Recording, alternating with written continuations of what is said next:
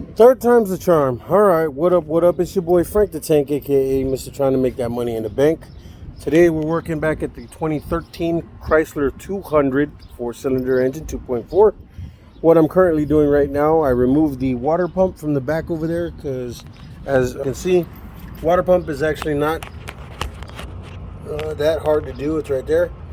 So it's not intermittent with the timing chain, which a lot of interference engines are. It does run off the serpentine belt, which is good. Customer already got his new water pump. I already checked it to make sure it matches up and everything. It does. It's looking pretty. The old water pump had a metal gasket, but this one's toe up from the floor up, so that's trash. And the new gasket is right there. I got to use some RTV gasket maker to put the new gasket on there. Then I'm gonna sink it up there. It is held in place by 5 little bolts like this. These bolts are 13 millimeter to get out. 13 millimeter. So you remove all 5 of them, give it a knock here, give it a knock there, give it a knock here. It pops free, all the water comes out. When doing this and you're doing the timing chain, you will have to change the oil because water does run down the valley in the front and get into the oil. No biggie. Customer already got the timing set. So there's the timing chain, and the 2 guides, and then the tensioner. Don't pull the activation pin on the tensioner, otherwise you won't be able to get it back with ease. It's very hard to do. So now that we got the parts, I'm going to begin reassembly and timing on this vehicle. So stick with me and I'll show you the steps. I'll show you where all the timing marks are and how you're supposed to do it. And then I'm also going to show you the turns, so make sure that there's no interference on them. You will have to remove the spark plugs because it will produce pressure, which will cause you to kind of have to work through that pressure before it opens up the valves and lets it out. So I'm going to remove the last of the other spark plugs. There's one up there. I already got to get the other 3, and then we should be able to free turn this thing by hand. So stand by, let me do that. All right, so we're back at it again. Unfortunately, the water pump that the customer got is the wrong one. They sent it to them as a bundle deal, so I had to reinstall her old water pump. Luckily, like I said, it wasn't that bad, so I just used the gasket and sealed it. This one, when it came, so while I was putting on the gasket on it, I was noticing, I was like, oh yeah, it's a pretty looking tool. I mean, pretty looking part, but what the hell is that? So even before I installed it, I realized that the part came broken. So I let the customer know, and they're gonna have to deal with how to get it, because there's nothing, like if you look around the edge here, there's no blunt trauma like it was being forced in anything, so it wouldn't have broken from here. But it is, it's like awkwardly shaped. Look, see, I don't know. So this one we're not going to be able to use. Oh, pardon me. Got to clean this off.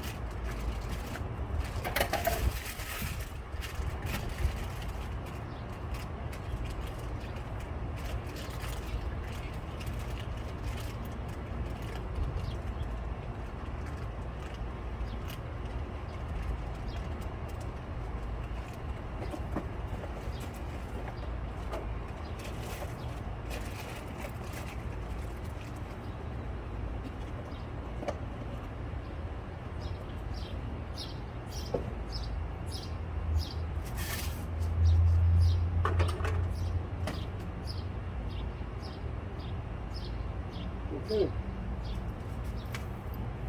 Oh, sorry. Kind of left you recording while I was putting this stuff back in the packaging.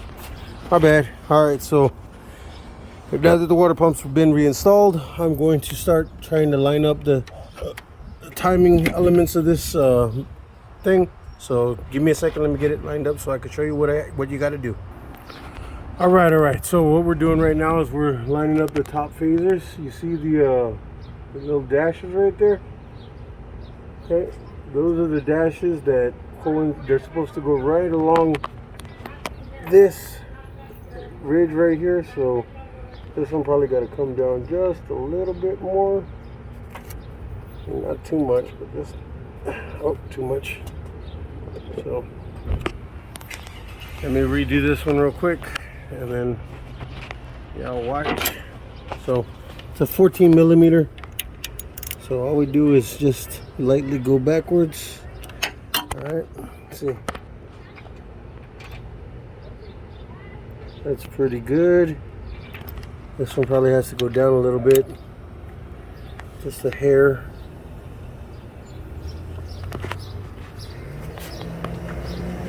What do we think? A little bit more.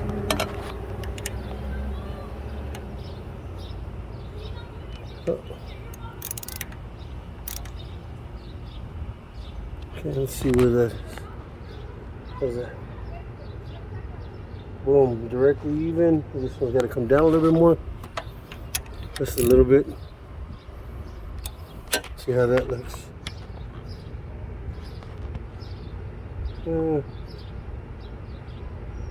Yeah, so I think the one on the left is actually better looking. So we're going to just go backwards on the one on the right. Just a wee bit.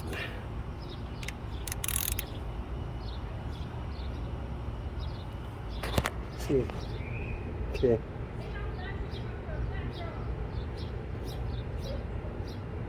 Perfect. Okay, so that's the upper cams already in place. So I'm gonna jump down to the bottom and get the lower cams. Hang on. All right, so there's just a little impromptu video of how to find top dead center. So cylinder number 1, I have my extension in there. All right, because you have to have top dead center set for these to go into position properly. So watch this is the compression stroke. The exhaust stroke is when it starts falling. So you have to get it to where it's at its utmost point before it falls.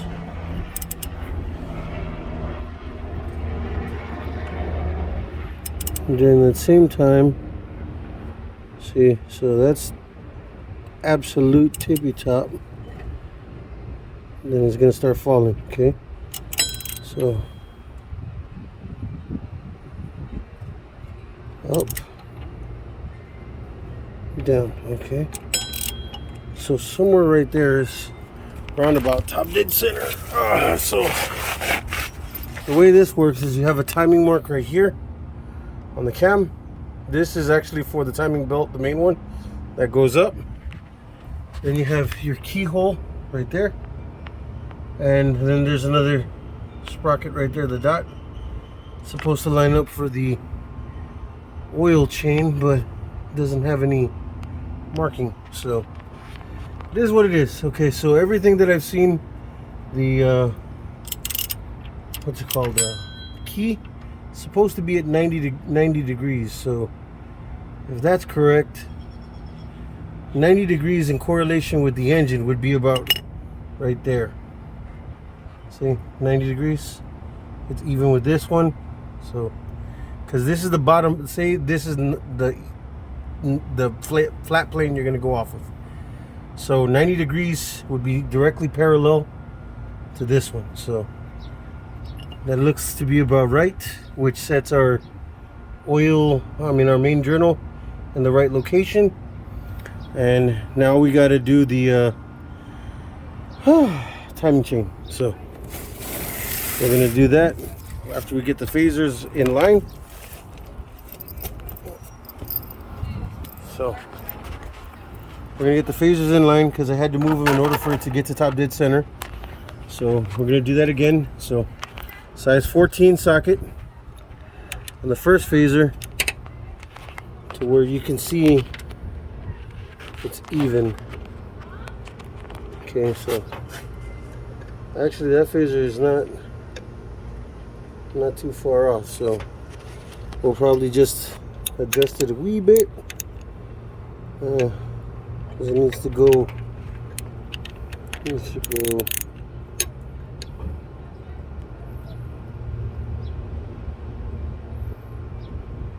about right there.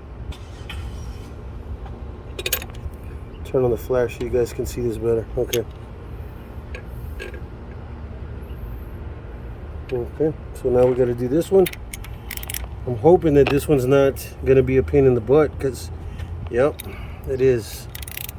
So that means that the cams are actually off center. Okay, so stand by, let me fix this real quick and I'll get back right with you. Alright, well, unfortunately, we found a new problem that has occurred. So when I was trying to do the phase lining on these, I noticed that I got the phasers lit, lined up with the little groove that's right there. You see it? Unfortunately, coming to the back of the cam, this one appears to be correct, but this one is not. And I was wondering why that was like that. No. Oh my God. Went on the car? No, here. No. I still got the ball. Get in the middle. Not the ball. Alright. Okay. Sorry. There's some kids playing some games and they're having fun. This is my fun right here.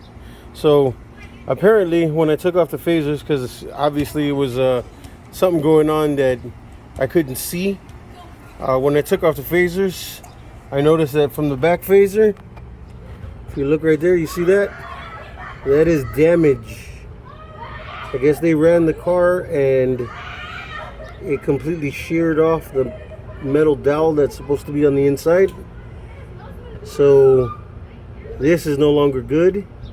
And just to be 100%, when I turned around the phaser to actually inspect, this is what I was met with. There's the dowel sideways in hardened steel. So that's obviously not a good thing. There's nothing we can do to really repair that properly, because these are oil passages right here. So this needs to be replaced, and so does that first one. So on the off chance that maybe I was just gonna luck out and have to replace one for this guy, my friend, I actually took off the other one. The other one looks okay until you get close and you realize, holy caca, it's bent. And then looking at the inside of the phaser that goes there, there's the dowel and it's not sitting straight. So both of these are going to have to be replaced, and I'm going to have to take off all these brackets right here and switch them out. So yeah, a little bit more work than I was anticipating, but I wanted this customer and my friend to have a good car, so I'm gonna do what I have to help them out. Currently right now, I don't think any of the things are really messed up, so I'm gonna see what I can do about that. All right, so that's the end of this video, and tomorrow I get to go to the junkyard to go look for these parts. Yay! My holy time going to the junkyard. So thank you for following the Pofus. We will keep you posted.